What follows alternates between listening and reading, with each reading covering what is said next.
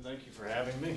My name is Damian Norwick, and I am the owner and proprietor of Cork Audio. So, kind of my start is Cork Audio originally started as a repair business. That's where I actually got my start as a high-end audio technician. I've repaired countless brands working over the years, including for brands such as Underwood Hi-Fi and other dealerships across the United States. But recently, in the past 2 years, I met someone by the name of Angela-Gilbert Young. And needless to say, her designs have kind of redeveloped my own ideology of what high-end audio is, or at least what it should be. Because I've seen a lot of mass-produced items, and I feel like we get lost in the stars looking for the moon type thing. Everyone's kind of looking for, it's like, well, you're looking for this kind of measurement, or they got this new idea for a volume attenuator, and we start getting away from the actual connection to the music, just chasing new things. And that's kind of why I wanted to be someone who is a rep for Angela-Gilbert Young, because this equipment is different. Nothing here is mass-produced. Everything is made to order. So if it's something that you're interested in, it's something that we talk to you over a long period of time as it gets built just for you. And I do have two different types here that I'm going to talk about today. One is production models, and then we have something called funky. But starting with the production models here, this is the C312 Preamplifier. This is kind of the middle range preamplifier of the three that are currently available for purchase from the production line models. This one actually has a user selectable tube simulator circuit. So this is one preamp, but you can make it sound tonally however you want it to be. If you want more solid state tonality, or if you want more tube based tonality, that's something that you can actually select and choose yourself. So as I have it right now, everything's kind of at the 9 o'clock region, and that's just kind of where we recommend everyone start off, and then from there you play with it. There's actually no wrong location for the knob. It's just based off of your own personal preference. These knobs don't mess with frequency response or anything like that. It's only the tonal changes of the preamplifier. So that's one of the other problems of mass-produced equipment. Most of the time you don't have anything that you can change on it. It's one of those things that you're trusting a reviewer, or you have to trust somebody unless you actually go listen to it in person. And even if you do, it's something that, it's not your own system.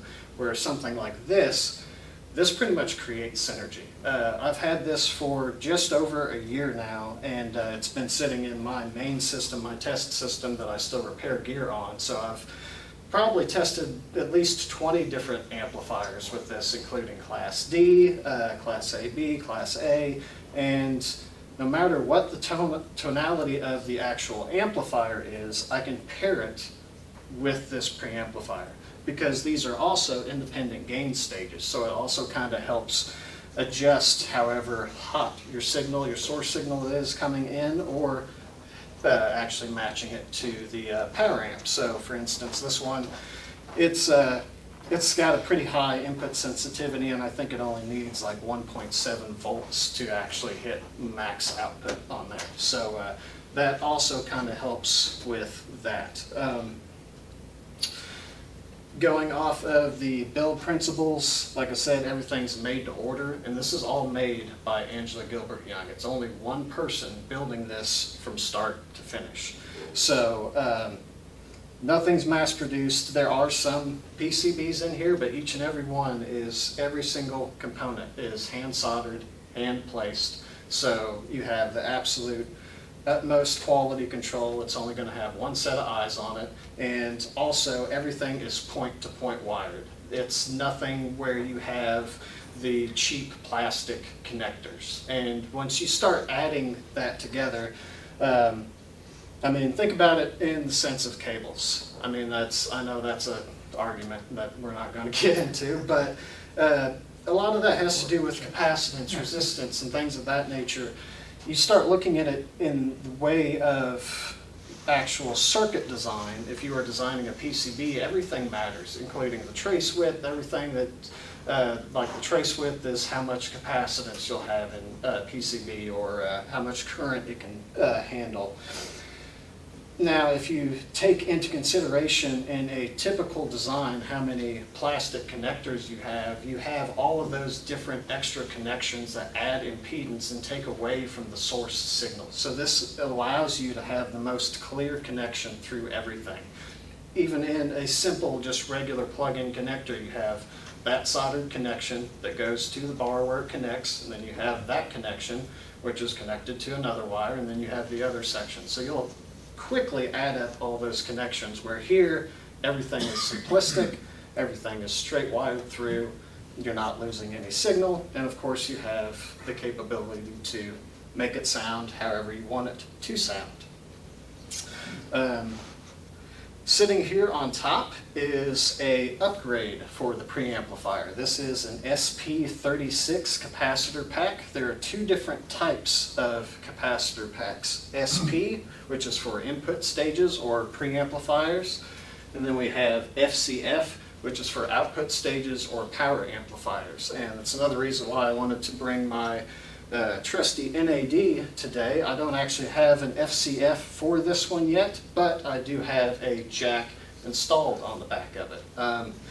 Going off of that, if something actually has a good enough build quality, that's something that we can work off of. If you have a Class AB power amplifier, we can add an FCF jack so that you can just have a plug-and-play upgrade with an FCF capacitor pack. So that's what that one has. And if that's something that you're interested in, just reach out to me, and that's something that I actually have to look at your amplifier and then tell you exactly, what you need. For instance, this would require an FCF2 because of the voltage of the actual power supply. But this is the SP for the input stage, and this is actually 3.6 million microfarads. So that's 3.6 farads of capacitive energy that's plugged into the back of this preamp. And once we start playing music, I'll actually A/B that for you. And the fun part is we don't have to turn anything off.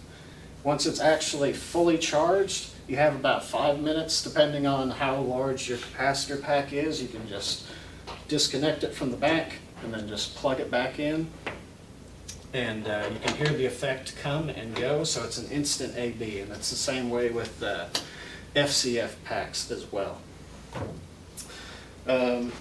Walt will talk to you about the actual filter here shortly. Before I forget about it, this is also the power supply. This is an external power supply for the C312, which comes standard. All of the preamplifiers have an external power supply. That way, of course, you have the lowest noise. All the AC is outside of the actual preamp. But you also have this capacitor pack built onto that power supply. So it essentially turns it into something that's battery powered.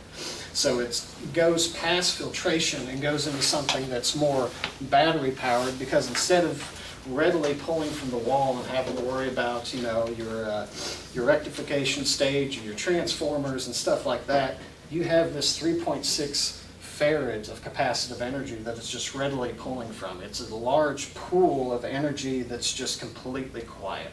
So it's essentially like this preamplifier is running off of a DC battery without, the caveats of an actual DC battery. And of course, I saw a lot of people staring at this one. This is a Funky. This is a model level 1. There's 2 levels of Funky, and I love Funky because there's too much throwaway culture. There's a lot of things where we just buy something, we use it, and then if we can't repair it, it just ends up in the trash type thing. And this was one of those things. This was a 1980s HeeTarChee receiver that was essentially heading to the trash. And Angela-Gilbert Young gets a lot of old receivers, like video receivers, things of that nature. Whenever the logic chip goes out, typically the manufacturer's not going to be too too kind in giving you the program or giving you that chip, if they even still have it. Half the time they'll just move on to something else, and then that becomes redundant. And regardless if the amplification stage works, if the input stage and selectors don't work, the entire thing becomes a brick and ends up in the trash. Funky Series, he reuses anything and everything he can from the chassis, the actual connectors on the back, if possible, the transformer inside, but the rest, everything else is new. He builds an actual integrated amplifier into that old chassis. So this one is actually around 28 watts per channel, and it actually, of course, has the FCF pack as well for the output stage. This is 330,000 microfarads in this size, and it just kind of depends on whatever voltage your power supply is. So, of course, it's the same thing with the SP jack or the other FCF jack. You would plug it into the back, you would turn the model on, and then FCFs actually have a slow start circuit, and you'll hear it click on when it's actually fully charged. And once it's fully charged, like the other capacitor pack there, you can immediately unplug it, hear the difference, plug it back in, and you hear it come back. And like I said, I'm not going to tell you what that is. I want you to make your own impressions from that. And last but not least, before I pass it on to Walt over here, these are damping factor controllers, another tweak to just help change the tonality of your system. So a lot of people love tubes, and there's a lot of reasons why we love tubes. There's a lot of different things that contribute electronically to the tube-based sound. And one of those things is damping factor.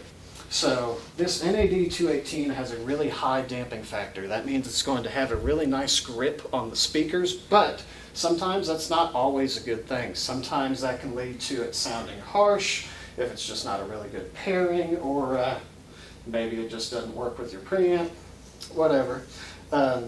These are a simple way to adjust that. You would just take the positive end of your speaker cable, plug it into the back, and you'd either plug this into the power amp or the back of your speaker. There's 3 different levels. This is the DF1, so this is going to be the largest attenuation of damping factor, where we have DF8 or DF16 being the smallest. So given the power requirements of these speakers and this amplifier, I would typically probably recommend someone start with the DF16, and that's probably something that I'll showcase once we get to listening. What's involved in the circuitry in that? That's something more kind of proprietary. I understand that in general. It just essentially, it affects how quickly the speaker responds. So you'll hear it especially in the bass more than you will the treble, in my opinion, is what I've found with them. But besides that, it's something that, you know, Angela-Gilbert makes, and I'm not exactly sure what's inside of them. You want to talk about the Sure. filter, Walt?